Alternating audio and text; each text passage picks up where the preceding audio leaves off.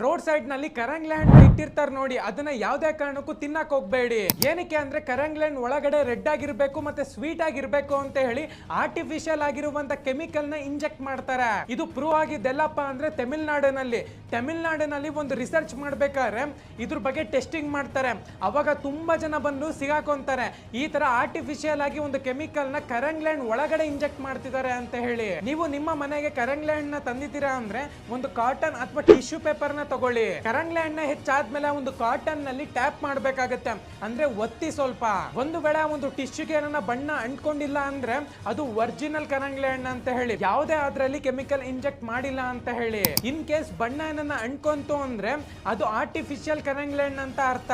Next time ನೀವು ಕರಂಗ್ಲೆ ಹಣ್ಣನ್ನ ತಿನ್ಬೇಕಾದ್ರೆ ಒಂದ್ 2 ನಿಮಿಷ ಯೋಚನೆ ಮಾಡಿ, ಈ ಒಂದು ಟ್ರಿಕ್ ನ ಯೂಸ್ ಮಾಡ್ಕೊಂಡು ಅದಾದ್ಮೇಲೆ ಕರಂಗ್ಲೆ ಹಣ್ಣನ್ನ ತಿನ್ನಿ. ಈ ಒಂದು ಇನ್ಫಾರ್ಮೇಶನ್ ಬಂದು ನಿಮ್ಗೆ ಮೊದಲನೇ ಬಾರಿ ಗೊತ್ತಾಗ್ತಿತ್ತು ಅಂದ್ರೆ ಲೈಕ್ ಮಾಡಿ, ಇಲ್ಲಿ ಫಾಲೋ ಮಾಡ್ತಿತ್ತು ಫಾಲೋ ಮಾಡಿ, ಕಂಟೆಂಟ್ ಇಷ್ಟ